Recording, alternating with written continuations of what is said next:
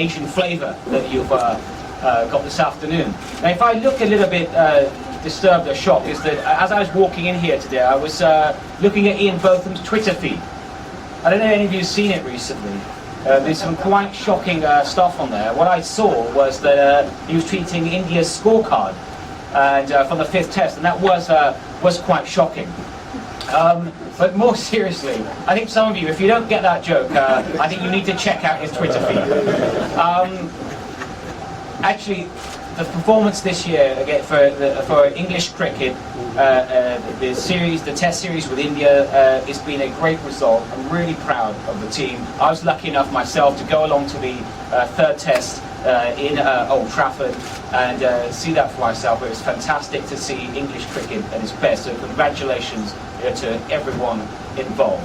And at the same time, my congratulations always goes to the English women's cricket team. It's great to meet Charlotte here today, and not just for their performance, what they've achieved, but also what they're doing in a much wider space, which is encouraging far more participation by women in the sport. I know from my own 3 daughters and the interest that they now have in the sport that I think it just wouldn't exist otherwise. So thank you very much to our women that play cricket.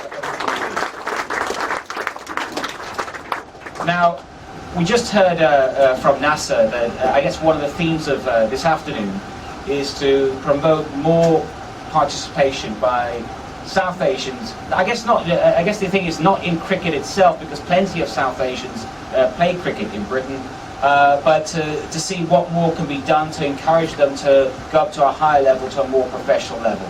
The best example, or one of the many, we don't have many examples, but right now standing beside me, what NASA has achieved for English cricket speaks for itself. I think you're an inspiration to everyone, but especially to people from that community.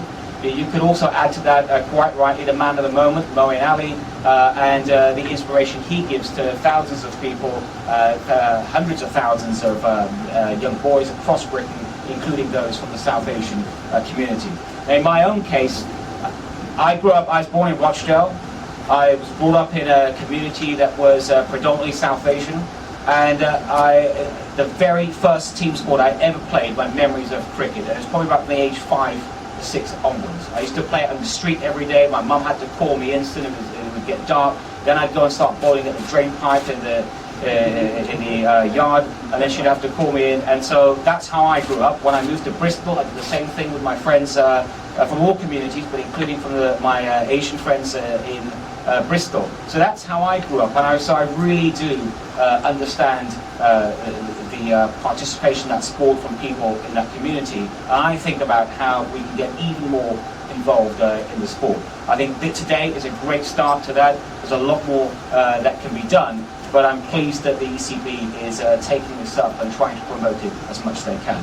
And my final point would be this. You heard in my title, as well as overseeing sport in Britain, which is a great job, by the way. It makes me the coolest dad in the world at the moment.